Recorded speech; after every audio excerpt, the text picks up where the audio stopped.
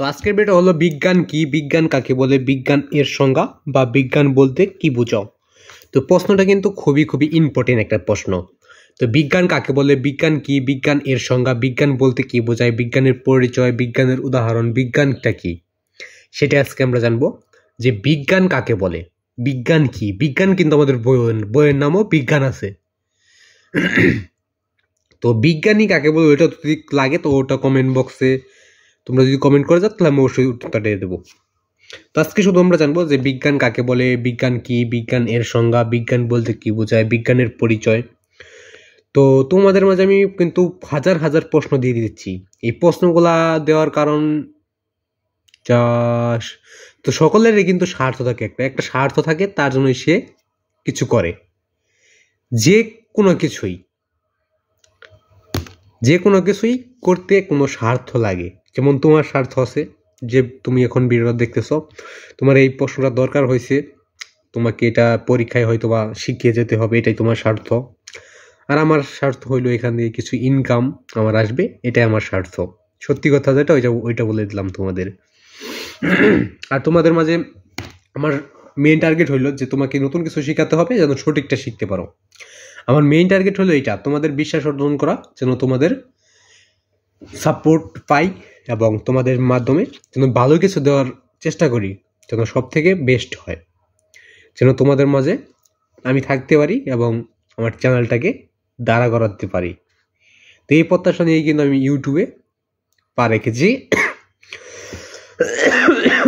তো আজকে শুধু বলে দেবো বিজ্ঞান কাকে বলে, বিজ্ঞান কি, বিজ্ঞান এর সংজ্ঞা, বিজ্ঞান বলতে কি বোঝায়, বিজ্ঞানের পরিচয়, বিজ্ঞান কাকে বলা হয়, বিজ্ঞানের উত্তর। তো বিজ্ঞান সম্পর্কে যদি আরো কোনো তোমাদের প্রশ্ন করে তাহলে ওইটা তোমরা লিখে ফেলতে পারবে।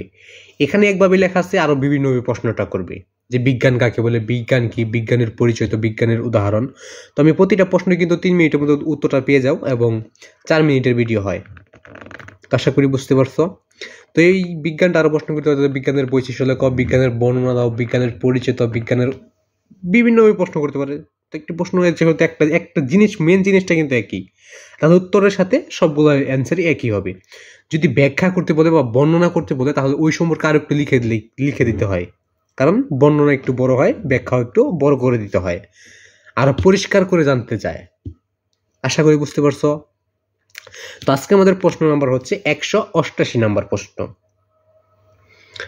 বা 88 নাম্বার প্রশ্ন। এর আগে আমরা শিখেছি 187টা প্রশ্ন। তো প্রতিটা শেখারই চেষ্টা করব। আর সকলের প্রতি আমার সালাম, আসসালামু আলাইকুম। তো সবাই সালামের জবাবটা দিয়ে যাবে।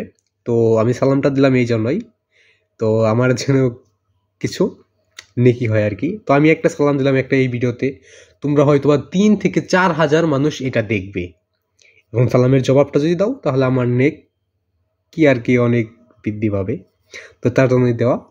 তো সবাই সালামের জবাবটা অবশ্যই দিয়ে যাবে যদি তুমি একজন মুসলিম হয়ে থাকো বা মুসলমান হয়ে থাকো।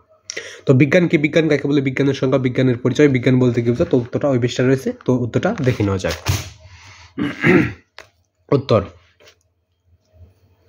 ভৌত বিশ্বের যা কিছু পর্যবেক্ষণযোগ্য ও যাচাইযোগ্য তার সুশৃঙ্খল নিয়মতান্ত্রিক গবেষণালম্ব জ্ঞান ভাণ্ডারের নামকেই বিজ্ঞান বলে। তো উত্তরটা কিন্তু খুবই ইম্পর্টেন্ট।